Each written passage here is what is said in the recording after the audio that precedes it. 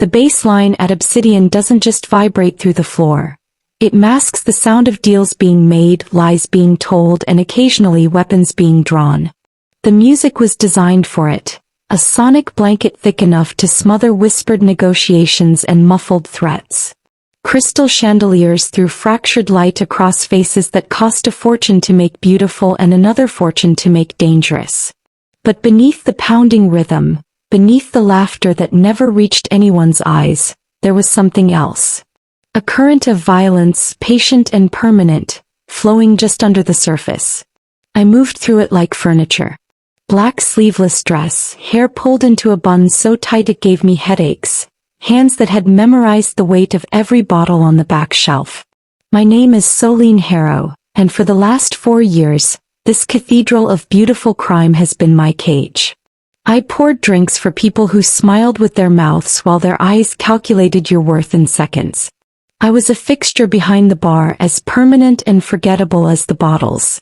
And that invisibility was the only thing keeping me breathing. My father taught me the rule before he died.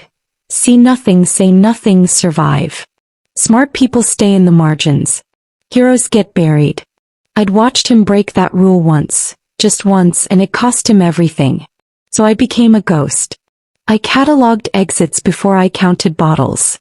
I read body language before I read drink orders. And I never ever got involved.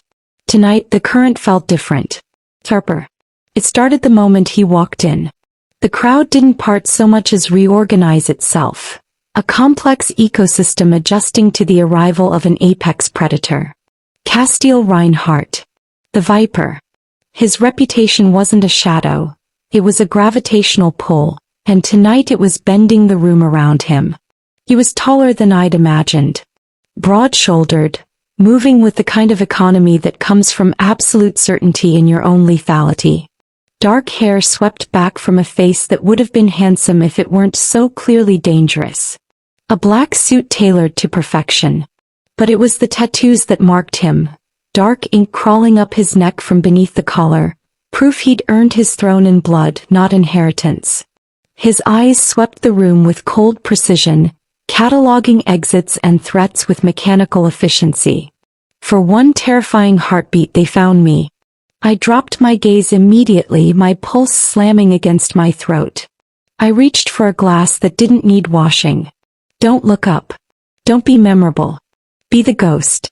His security claimed the corner booth, but Reinhardt didn't sit. He detached from the group and walked toward the bar. Toward me. Each footfall deliberate, unhurried, inevitable.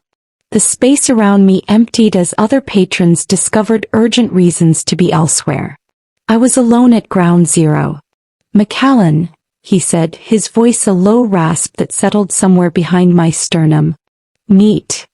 As I poured his drink with trembling hands, I became aware of a problem. 3 problems to be exact. The man in the gray overcoat had been nursing the same whiskey sour for 20 minutes. That alone wasn't suspicious. Plenty of people came to Obsidian to be seen, not to drink. But he hadn't looked at his phone once. Hadn't scanned the room for friends or dates or business contacts. His attention kept returning to one fixed point with the methodical precision of a metronome. Castiel Reinhardt's back. I set the McAllen in front of Reinhardt, my hands steadier than they had any right to be. He didn't acknowledge me, didn't even glance at the glass. His focus was on the room, that predator's gaze moving across faces and corners with calculated disinterest. He was looking, but he wasn't seeing. Not what I was seeing. The woman in red at the far end of the bar shifted on her stool. 3rd time since Reinhardt had entered. Each repositioning gave her a clearer sightline, a better angle. She wore her hair down, loose waves that should have looked casual but kept getting tucked behind her left ear. The same ear that had a flesh-colored communications device barely visible in the chandelier light. Her drink sat untouched, condensation pooling on the napkin beneath it. I turned to wipe down bottles that were already clean, my pulse climbing. Just coincidence. Paranoia. 4 years of living in fight-or-flight mode, seeing threats where there were none. Except my instincts had kept me alive this long by never being wrong. The couple near the service corridor stood up. They'd been sitting for exactly 12 minutes. I'd tracked their arrival because they'd entered separately, claimed the same table without speaking, and sat down in perfect unison like dancers who'd rehearsed the choreography. Now they were moving, not toward the exit but toward strategic positions that would give them coverage of both the main entrance and the underground access point. My blood turned to ice water. Box formation. Classic 4-point surveillance pattern. One at 12 o'clock tracking the target's position, one at 3 providing overwatch, 2 more at 6 and 9 controlling exit routes. It was the kind of coordinated positioning you saw in textbooks about protective details and tactical operations. The kind you used right before you moved from observation to action. They were hunting him. My mind raced through possibilities, each more horrifying than the last. Reinhardt's security team was focused on the obvious threats. The drunk businessman getting too loud, the group of young men whose body language screamed potential violence. They were watching the chaos, the surface threats. They had no idea about the 4 ghosts moving through the crowd with synchronized precision. I glanced at the gray overcoat again. He'd positioned himself perfectly, close enough to act, far enough to avoid suspicion, with a clear path to 3 different exits. The woman in red had her hand resting on her clutch purse, fingers positioned in a way that suggested she wasn't reaching for lipstick. The couple had separated now, flanking the room, their movements casual but their positioning deliberate. Reinhardt lifted his glass, the amber liquid catching the light. My father's voice cut through my panic like a blade. Don't ever get involved, Soline. You see something, you look the other way.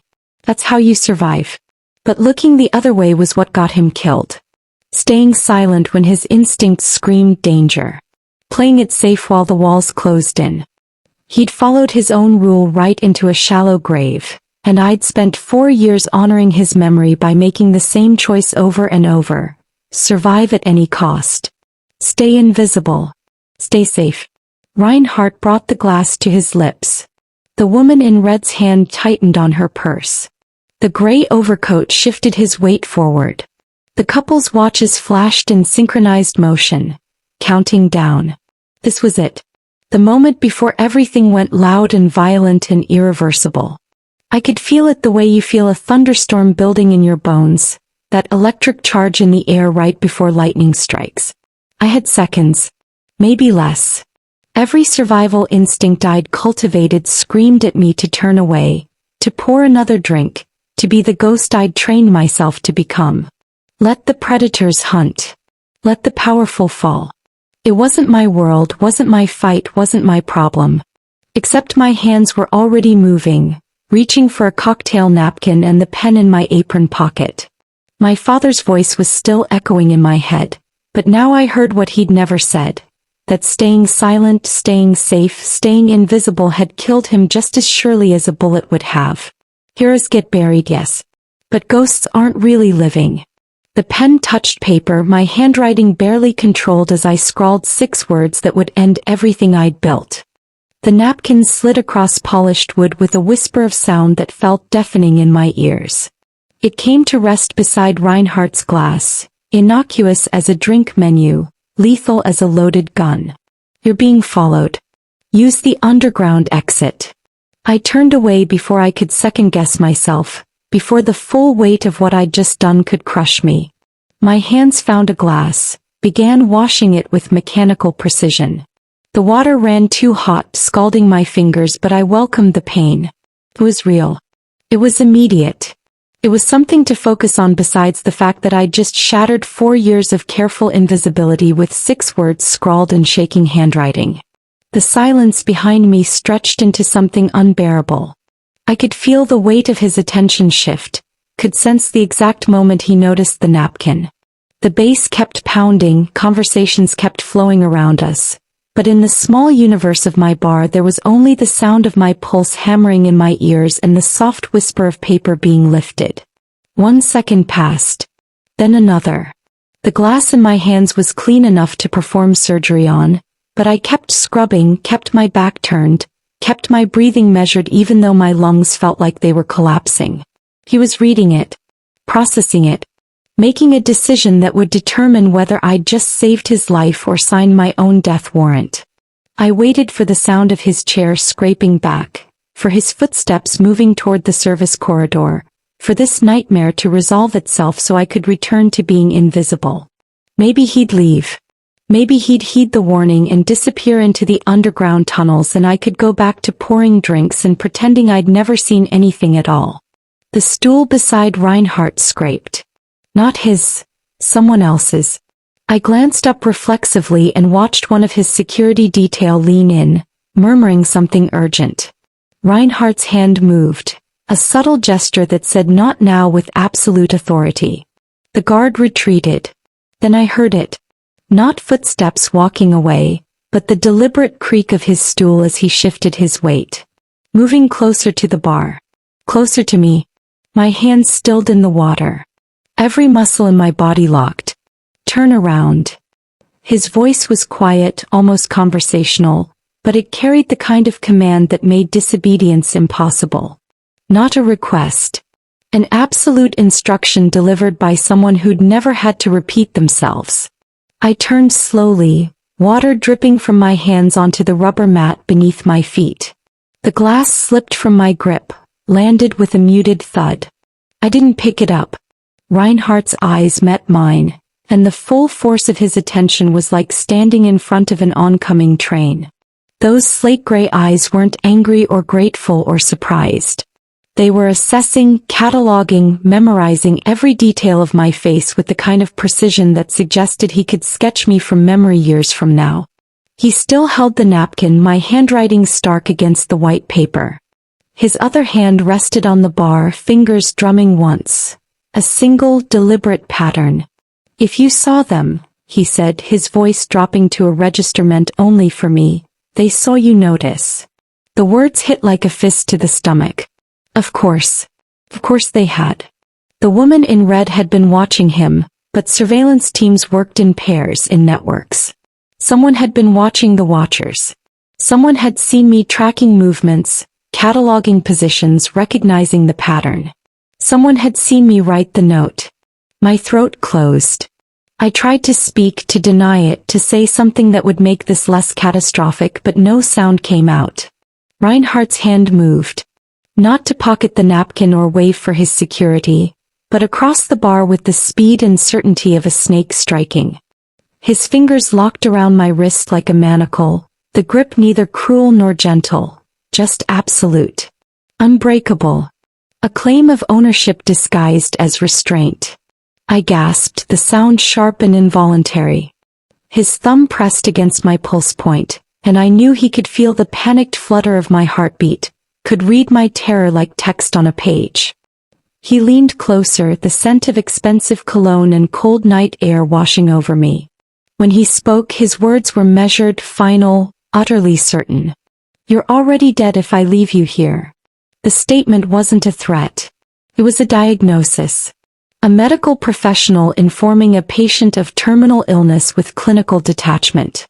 He wasn't trying to frighten me, he was stating a fact as immutable as gravity. My mind scrambled for escape routes, for explanations, for some way to rewind the last 60 seconds and unmake this choice. But his grip on my wrist was a physical reminder that time only moved in one direction, and I'd already chosen mine the moment I picked up that pen. I started, my voice barely a whisper. Trying to save my life. He finished for me, his expression unchanging. I know. And now I'm going to return the favor whether you want me to or not. His free hand moved to his jacket, and for one horrible second I thought he was reaching for a weapon. Instead he withdrew his phone, thumbed it open with practiced ease, and typed something with one hand while his other remained locked around my wrist. My driver is pulling around to the service entrance, he said, his tone conversational, as if we were discussing the weather instead of my imminent abduction. You're going to walk with me. Calmly. Quietly. And if you want to survive the next 10 minutes, you won't make a scene. I can't just. His thumb pressed harder against my pulse, silencing me. Yes, he said simply. You can. And you will. No. The word escaped before I could stop it, sharp and desperate. I tried to pull my wrist free but his grip didn't budge. I gave you the warning. That's it. That's all you owed me? Reinhardt's eyebrow lifted fractionally, the closest thing to emotion I'd seen cross his face. You think this is a transaction you can complete and walk away from? I don't know anything, I said, hating the pleading edge in my voice. I just saw, I noticed, but that doesn't mean. It means everything. He leaned closer, his voice dropping to a whisper that somehow cut through the club's baseline. You identified a 4-point surveillance operation that my own security team missed. Do you understand what that tells me? What it tells them? My mouth went dry. I shook my head even though I knew exactly where this was going. It tells me you're trained, he continued, his thumb still pressed against my racing pulse. Or you have experience. Or instincts refined by necessity. Any of those options make you valuable. And anything valuable in this world gets used or eliminated. I'm not, I just pay attention. I've worked in places like this for years. I learned to read operational patterns. His voice was clinical, dissecting my protests with surgical precision. Recognize tactical positioning. Identify synchronized movement across multiple actors. He paused, letting each question land like a hammer blow. That's not bartending, Soline. That's fieldcraft. The fact that he knew my name sent ice down my spine. Of course he knew. He'd probably known the second he decided I was worth taking.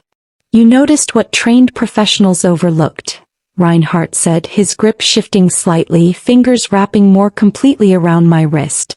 Which means you're either exceptionally lucky or exceptionally dangerous. My enemies won't care which. They'll assume the worst and act accordingly. Then let me go, I whispered. I'll disappear. I've done it before. I can. You can't. The certainty in his voice was absolute. The woman in red has been photographing you for the last 90 seconds. The man in the gray overcoat is currently transmitting your face to whoever's running this operation. By now they have your name, your address, your entire life cataloged and targeted. He paused, letting the weight of that reality settle over me. You stopped being a bartender the second you proved you were useful. My knees threatened to buckle. This couldn't be happening. I'd spent 4 years building a life of strategic invisibility, of carefully maintained anonymity, and I destroyed it all with 6 words on a cocktail napkin. Please, I tried one more time, the word barely audible. Reinhardt's expression didn't change, but something flickered in those gray eyes. Not sympathy, but perhaps recognition. Understanding born from experience rather than empathy. I'm not the one you need to beg, he said quietly. I'm the only reason you'll survive the next hour. He stood in one fluid motion, his hand still locked around my wrist. The movement was decisive, final, the physical embodiment of a door slamming shut on every alternative future I might have imagined. Now move. It wasn't a request. It was a command delivered by someone who'd never been disobeyed, backed by the crushing certainty that resistance would accomplish nothing except making this worse. He pulled and I stumbled forward, my hip catching the edge of the bar. The barrier that had been my shield, my boundary, my entire world for 4 years meant nothing now. He hauled me around it with effortless strength and suddenly I was on the wrong side. Exposed, visible, completely untethered from everything that had kept me safe. Sir, we should. One of his security guards stepped forward, hand moving toward his jacket. Clear the exit, Reinhardt ordered, not breaking stride. Now. The club's atmosphere shifted like air pressure dropping before a storm. Conversations stuttered. Movement became hesitant, uncertain. People were noticing, and noticing meant remembering, and remembering meant I could never come back here, never return to invisible. Then I saw the woman in red stand. Saw her hand emerge from her clutch holding something that definitely wasn't lipstick. Saw the gray overcoat move with sudden purpose. Reinhardt saw it too. His grip on my wrist tightened to the point of pain, and he shifted his body to shield mine as his security detail surged forward. a coordinated wave of black suits creating a barrier between us and the rest of the room. "Move," Reinhardt repeated, and this time there was urgency beneath the command. "Underground exit. Now." The first gunshot shattered a chandelier before we'd made it 3 steps. The world became noise and motion and terror compressed into seconds that felt like hours. Reinhardt's security team closed around us like a living shield, their bodies forming a corridor as he dragged me through the chaos. Screams erupted across Obsidian. Glass shattered. Someone was shouting orders I couldn't parse through the ringing in my ears. We hit the service corridor at a run, my feet barely keeping pace with Reinhardt's long stride. He hadn't released my wrist, wouldn't release it, his grip the only thing keeping me upright as my legs threatened to give out beneath me. Emergency lighting painted everything in harsh red strokes. Behind us, more gunfire, controlled bursts that spoke of professionals, not panic. "Here." Reinhardt yanked open an unmarked steel door I'd passed 1,000 times without noticing. Beyond it, concrete steps descended into darkness. He pulled me through and one of his guards slammed it shut behind us, the metallic clang echoing down the stairwell. We descended into Obsidian's underbelly, a network of service tunnels I'd heard rumors about but never seen. Exposed pipes ran along low ceilings. Fluorescent strips flickered intermittently, creating strobing shadows that made distance impossible to judge. The air tasted of concrete dust and motor oil. An armored SUV waited at the bottom, engine already running, exhaust billowing in the confined space. The driver's window was down, a man with a scarred jaw and dead eyes tracking our approach. "Go," Reinhardt barked, and the rear door swung open. He didn't ask if I wanted to get in. His hand on my back propelled me forward, and then I was inside, the leather seat cold against my bare arms. Reinhardt slid in behind me, slamming the door as the vehicle lurched into motion before he'd even settled. "North Tunnel," he commanded, his free hand, still not releasing my wrist, reaching for his phone. "Junction 3 then." The rear window exploded. I screamed, the sound raw and animal as safety glass sprayed across the interior in 1,000 glittering fragments. The bullet had punched through the reinforced window like it was tissue paper, embedding itself in the headrest inches from where my skull had been a heartbeat before. Reinhardt moved. 1 second I was pressed against the door, the next his body was covering mine, forcing me down into the footwell with brutal efficiency. His weight crushed the air from my lungs, one hand cradling my head, the other still gripping my wrist as if letting go would unmake me entirely. "2 vehicles, the driver reported, his voice unnaturally calm. "Sedans. Professional pursuit formation. Lose them." Reinhardt's voice rumbled against my ear, and I realized with distant, hysterical clarity that I could feel his heartbeat against my shoulder blade. Steady, unhurried, completely at odds with the chaos surrounding us. The SUV accelerated, the engines roared deafening in the tunnel's confines. We took a corner hard enough that Reinhardt's weight shifted, grinding me further into the limited space. I couldn't see anything from this angle, just the underside of the seat and Reinhardt's jacket, but I could hear everything. The shriek of tires on concrete. Another burst of gunfire, closer now. The distinctive ping of bullets hitting armored plating. "Junction 3, the driver announced. "Decoy protocol," Reinhardt ordered into his phone, his breath hot against my temple. "Activate on my mark." We swerved violently. My shoulder slammed into something hard. The seat support maybe, or Reinhardt's knee, and pain lanced through my arm. I bit down on my lip to keep from crying out, tasting copper. "Mark," Reinhardt said. Somewhere behind us, an explosion, not massive but loud enough to feel in my chest even through the SUV's armor.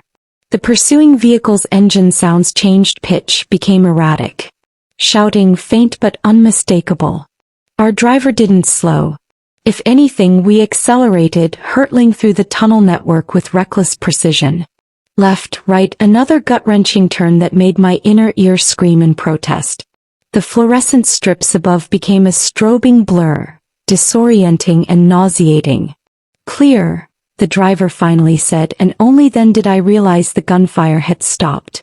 The only sounds now were our engine and my ragged breathing. Reinhardt didn't move immediately. He stayed there, covering me, his weight a reminder that I was trapped in every possible sense. When he finally shifted, pulling back to let me breathe, his hand remained locked around my wrist. "Sit up," he said, the command gentle only in comparison to the violence we'd just escaped. I struggled upright, my limbs shaking so badly I could barely control them. The rear window was a gaping wound, cold air rushing through and scattering the remaining glass fragments. My dress was torn at the shoulder. There was blood on my hands. Mine or his, I couldn't tell. Reinhardt was already on his phone again, speaking in clipped sentences about extraction points and security protocols and threat assessments. He sounded like a man discussing dinner reservations, not a man who'd just survived an assassination attempt. I looked at him, really looked, and saw a single cut along his jaw, blood beading in a thin line. Otherwise he was untouched, composed, in control. "Where are you taking me?" My voice came out hoarse, broken. He glanced at me, those gray eyes assessing damage the way a mechanic might evaluate a dented fender. "Somewhere they can't reach you," he said. "Somewhere you'll learn exactly how valuable you've become." The warehouse district was deserted at this hour, industrial buildings rising like tombstones against the pre-dawn sky.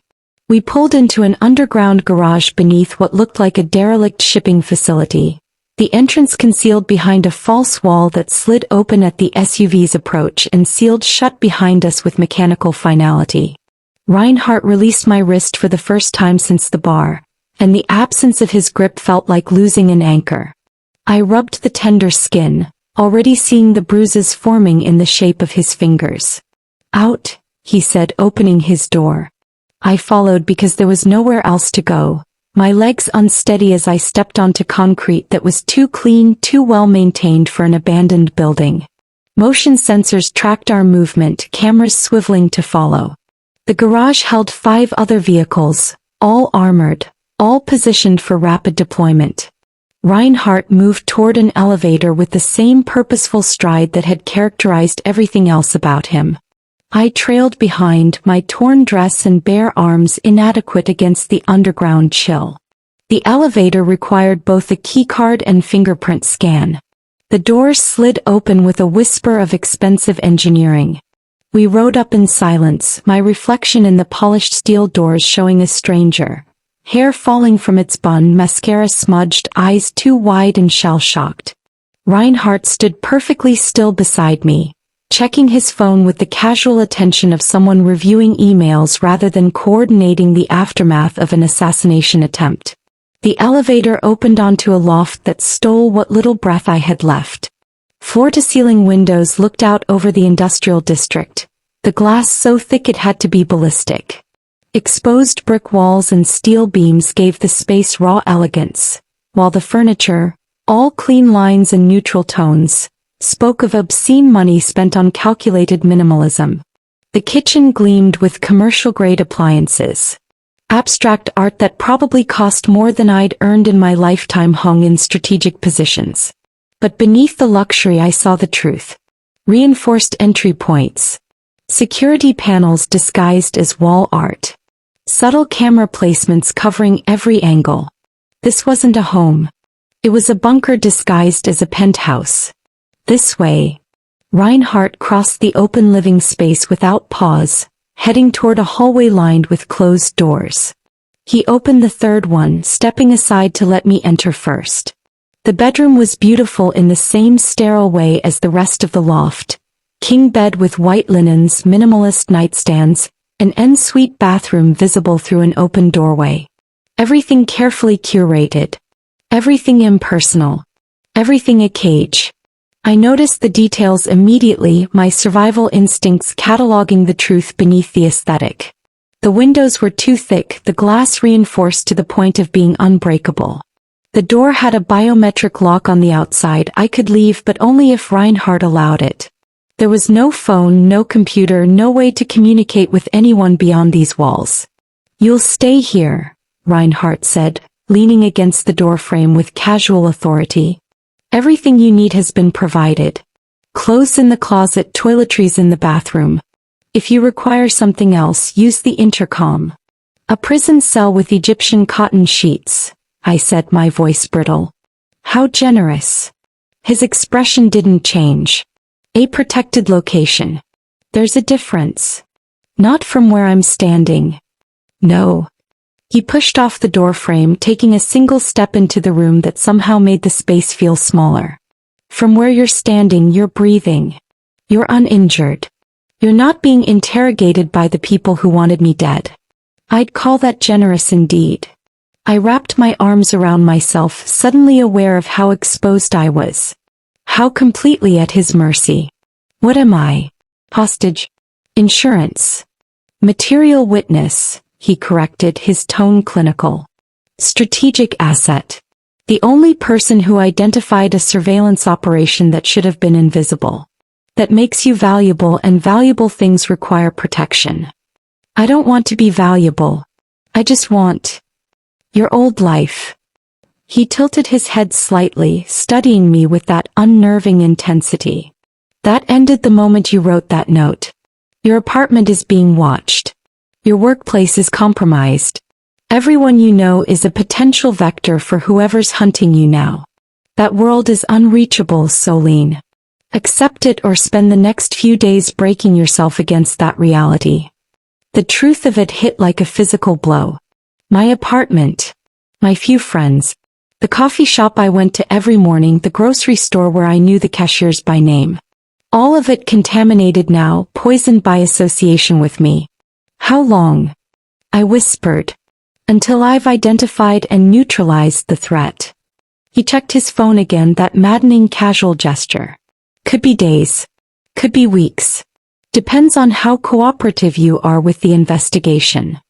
Investigation. You saw things tonight my own security missed. Tomorrow you're going to tell me everything you observed. Every detail, every pattern, every instinct that made you recognize that surveillance team. His eyes met mine, cold and absolute. Because whoever sent them knows you saw them. And they will come for you again unless I find them first. He moved toward the door, pausing at the threshold. Get some sleep. We start at 8. Wait. But the door was already closing, the biometric lock engaging with a soft click that sounded like a cell door slamming shut. I was alone in my gilded cage, the city lights glittering beyond unbreakable glass, my old life dissolving into something I could see but never touch again. I didn't sleep. How could I? Every time I closed my eyes, I saw the rear window exploding, felt Reinhardt's weight crushing me into the footwell, heard the percussion of bullets hitting armored plating. So I sat on the edge of the pristine bed, still wearing my torn dress, watching the sky lighten beyond the reinforced windows as my old life burned down somewhere I couldn't see. At 7:45, the biometric lock disengaged with a soft beep. I stood instinctively, my muscles protesting the hours of motionless tension. The door opened to reveal Reinhardt, now wearing dark slacks and a charcoal sweater that made him look less like a crime lord and more like a particularly dangerous professor.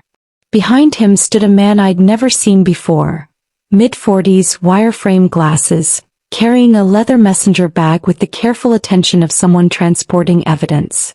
This is Julian, Reinhardt said without preamble. My intelligence officer. He has information you need to hear. Julian nodded at me, his expression professionally neutral, and moved past into the bedroom. He set his bag on the desk, extracted a tablet and pulled up a video file with practiced efficiency. Reinhardt leaned against the wall, arms crossed, watching me rather than the screen. Security footage from Obsidian, Julian said, his voice precise and clinical. Time-stamped 32 minutes after your departure. He pressed play. The footage showed Obsidian's main floor from an overhead angle, the timestamp glowing in the corner. The club was still full of people, though the music had stopped. Then the front entrance burst open and figures in tactical gear poured through like water breaching a dam. Not police. Their movements were too coordinated, their weapons too specialized. They spread through the space with military precision, corralling patrons, searching faces. Unidentified operatives, Julian narrated. No badges, no warrants, no official sanction.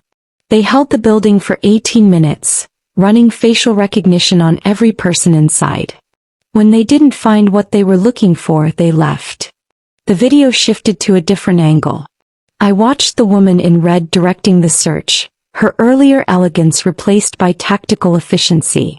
The gray overcoat was there too, showing someone a tablet screen. My face, I realized with sick certainty, captured during those 90 seconds when I'd been too focused on writing the note to notice her photographing me. They were looking for you, Julian said, as if I hadn't already understood. Specifically, by the time they realized you'd left with Reinhardt, you were already in the tunnel system. He swiped to a new file. Different footage, grainier. A hallway I recognized with lurching horror. My apartment building. The timestamp read 47 minutes after we'd fled Obsidian. No, I whispered, but Julian was already playing it. Two figures, the couple from the service corridor, approached my door with lockpicks and a scanner. It took them less than 30 seconds to breach the lock. They entered my apartment and the camera angle shifted to show the interior through the doorway. They destroyed everything. Methodically, professionally, searching for information while simultaneously sending a message. Books ripped apart, furniture overturned, my laptop smashed. One of them found the photo on my nightstand, me and my father taken months before he died, and held it up to show the camera. A deliberate display. Then dropped it, the glass shattering. I made a sound I didn't recognize, something between a gasp and a sob. Julian closed the tablet. They found your employee records at Obsidian. Your social security number, address, emergency contacts. Everything. The operation was comprehensive. The same three you identified, Reinhardt said from his position against the wall, his voice flat. Plus 2 more for physical enforcement. They mobilized 5 operatives within an hour of your warning. That's not improvisation. That's an active, well-resourced organization responding to a threat. I couldn't speak. Couldn't process. My apartment. My sanctuary, the first place I'd felt safe since my father died, violated and destroyed by people whose faces I'd memorized in a handful of seconds.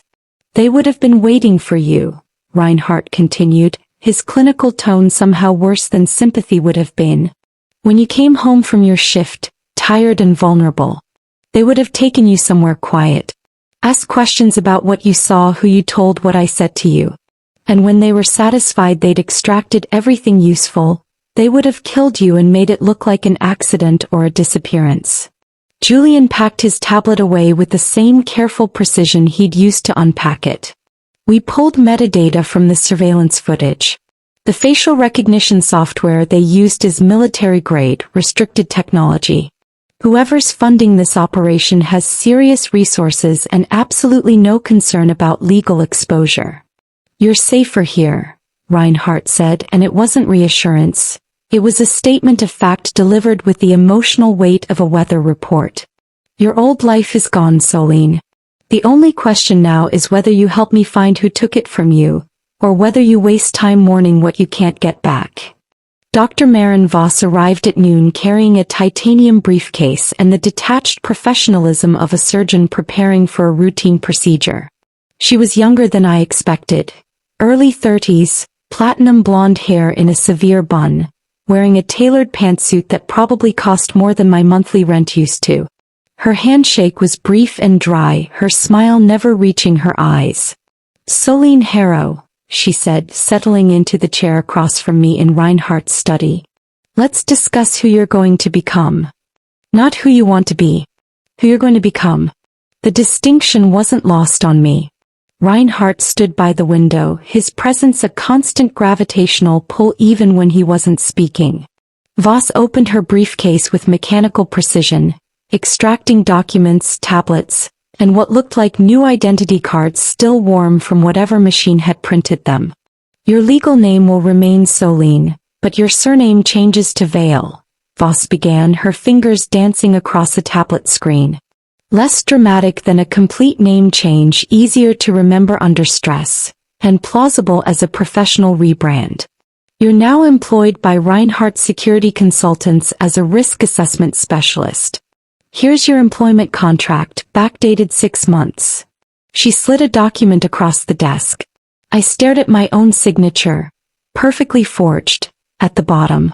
Your educational background has been adjusted, she continued without pause. Bachelor's degree in criminal justice from Portland State, minor in psychology. Graduated 2019. We've inserted you into alumni records, created a digital footprint, even added you to a few group photos from campus events. If anyone searches, they'll find exactly what they're meant to find. That's impossible, I whispered. You can't just. We can and we have. Voss's expression remained neutral. Your social media accounts are currently being scrubbed. All personal photos, location tags, friend connections that don't serve your new narrative, eliminated. You'll retain basic biographical information that aligns with Solene Vale's professional profile. By this evening, Solene Harrow the bartender will exist only in fragmented, contradictory traces. Forgettable. Unremarkable. She pulled up another screen showing me my own Instagram account. As I watched, posts disappeared. The photo of my favorite coffee shop, the sunset from my apartment window, the selfie with coworkers from last month. Deleted in real time, my life dissolving pixel by pixel. Your contacts are receiving messages now, Voss said, showing me a carefully crafted text. Explaining that you've accepted an unexpected career opportunity abroad. Security consulting work in Europe. Vague enough to discourage questions, exciting enough to seem plausible. You'll be unreachable for the next few months due to the sensitive nature of the work. I read the message in my own voice, written by someone who'd studied me long enough to mimic my texting patterns. Casual. Apologetic. Final. What about my bank accounts? My lease. Your lease has been terminated with appropriate notice and penalty fees paid. Your landlord received a professional email this morning. Your bank accounts remain active but frozen for your protection. We'll monitor them for surveillance attempts. Any automatic payments have been redirected. Voss produced a new credit card, platinum and heavy. This is yours now. Reasonable spending limit, fully traceable to your new identity. She worked for another 30 minutes, methodically deconstructing Solene Harrow and assembling Solene Vale from the pieces. Driver's license with a new address. Reinhardt's building, I noticed. Passport with entry stamps from countries I'd never visited. Professional references who would confirm employment I'd never performed. Even a gym membership and a library card, tiny details that made the lie three-dimensional. Your digital footprint will continue to generate organically, Voss explained, packing away her materials. Automated activity that suggests you're living and working abroad. Email opens, occasional social media activity, credit card purchases in European cities. Just enough to maintain the illusion without requiring your active participation. How long? My voice sounded hollow, distant. How long have you been planning this? We maintain contingency profiles for high-value assets, Voss said, as if that explained anything. The framework existed. We simply populated it with your details and activated the protocol. High-value asset. The clinical terminology for what I'd become. A thing to be managed, protected, utilized. Reinhardt finally spoke from his position by the window. Dr. Voss has erased your vulnerability. Now we weaponize your value. Voss stood, extending her hand again. Welcome to your new life, Ms. Vale. I suggest you start memorizing your cover story. You'll be tested on it. She left, and I sat there holding documents that proved I was someone I'd never been, watching my reflection in the window overlay Reinhardt's. Two strangers bound by violence and necessity, my old self dissolving like smoke while this new construction hardened into something I barely recognized. Who am I now? Asked the glass. Whoever I need you to be, Reinhardt answered. Starting tomorrow. The next morning, Reinhardt summoned me to his study with the same casual authority he applied to everything else. A text message that read simply, "Now with no room for negotiation."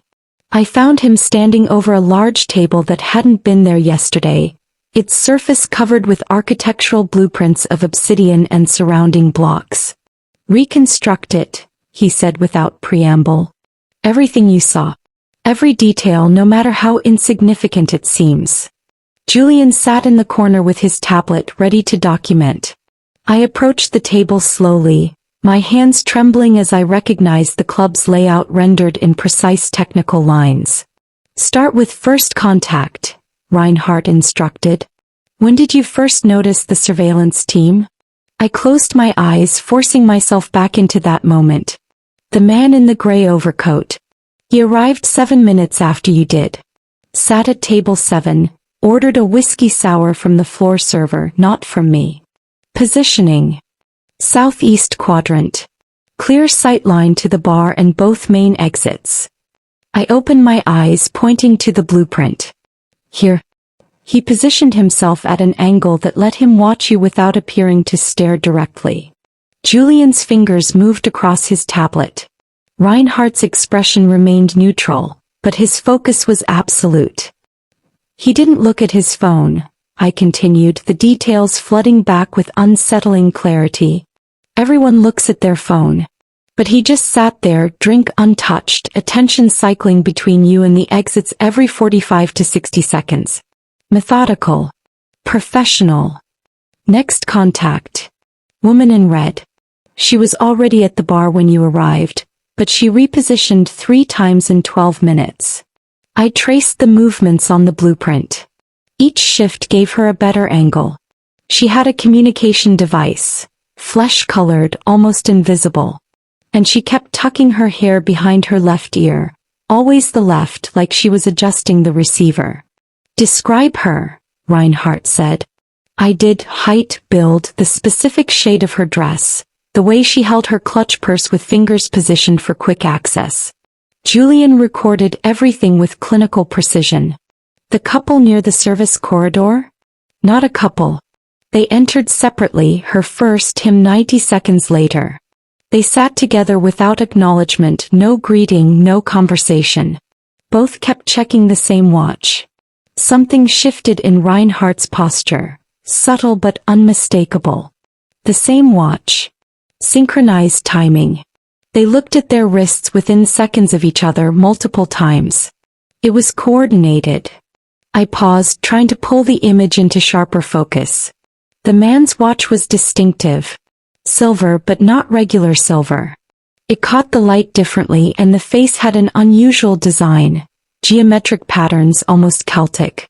The band was custom, linked metal with small engravings. The silence that followed was heavy enough to feel.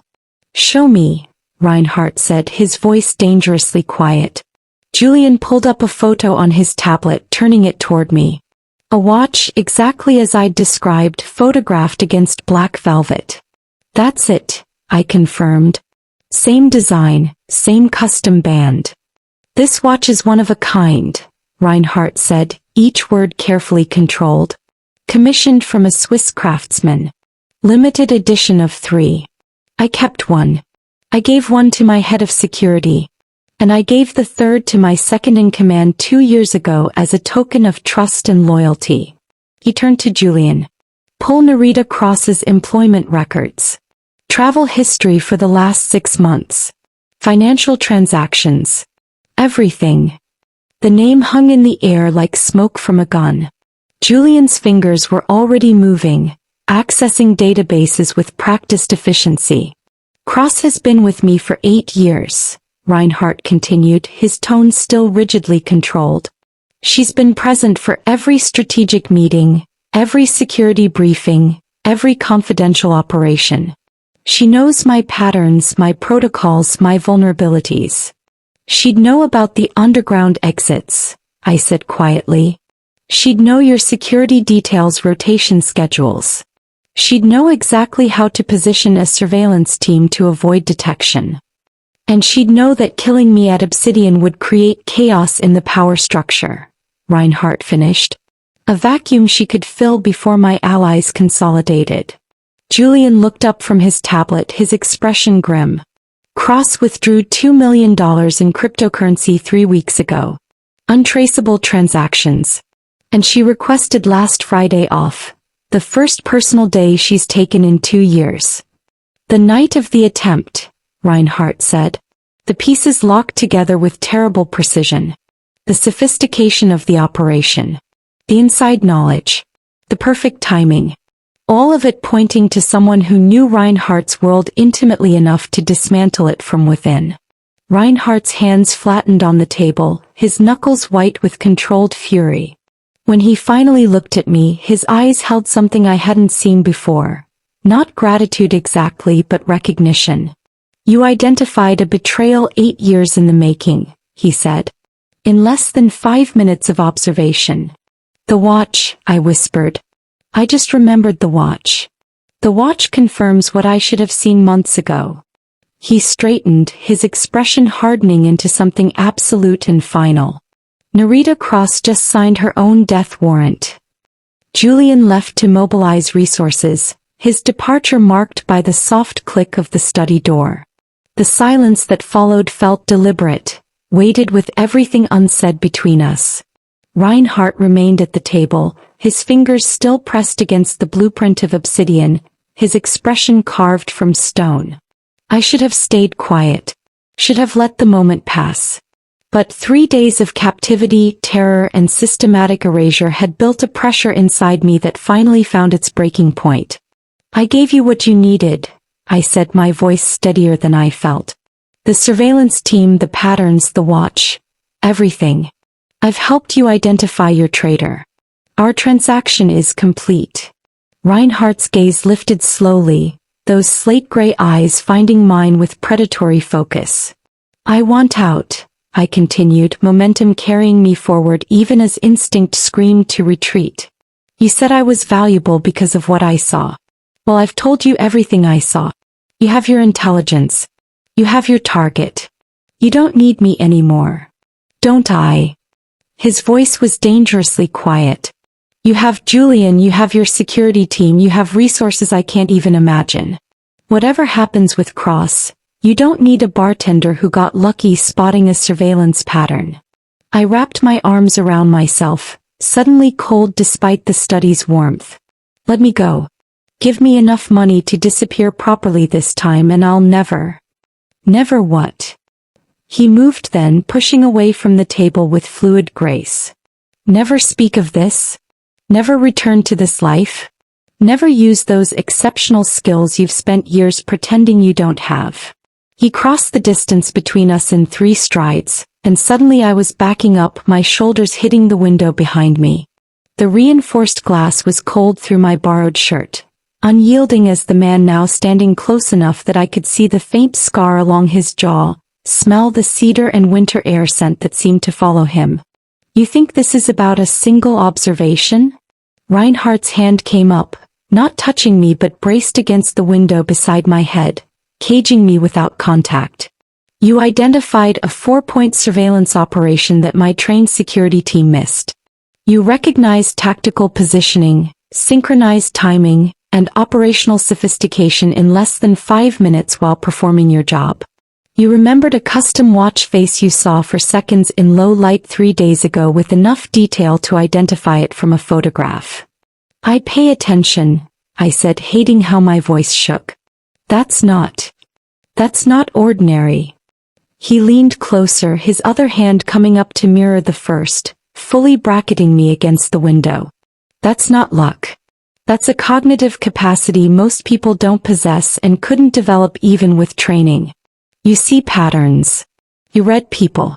You process complex information instantaneously and accurately. That's not bartending, Soline. That's a gift you've been wasting because you're terrified of being seen.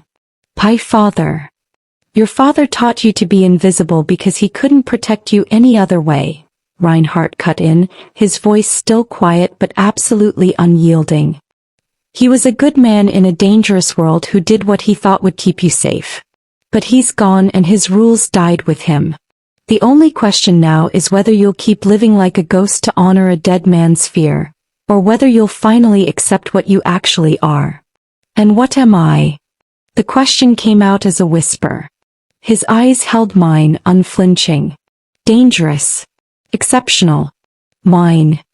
The last word hit like a physical touch, and I saw it then.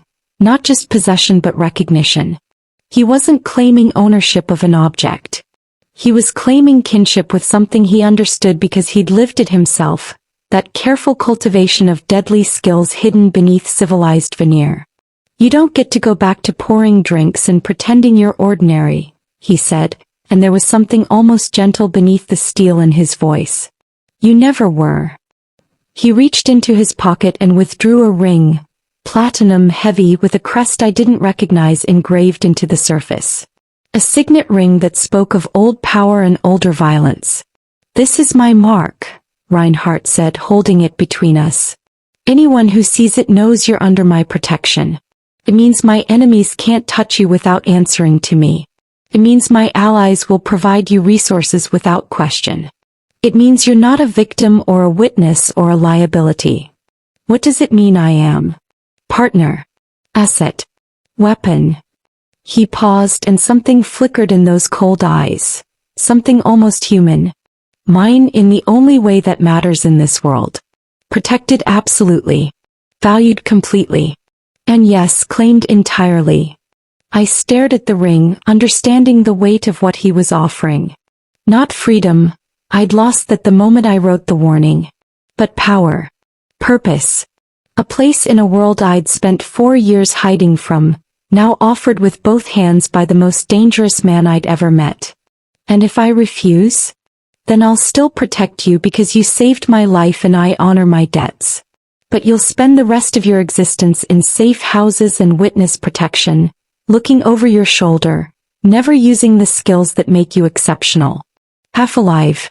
Still invisible. Still a ghost. His voice dropped lower. Is that really what you want?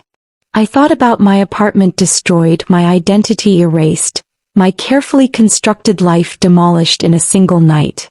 I thought about the surveillance team I'd spotted in seconds, the watch I'd remembered with perfect clarity, the patterns I'd always seen but trained myself to ignore.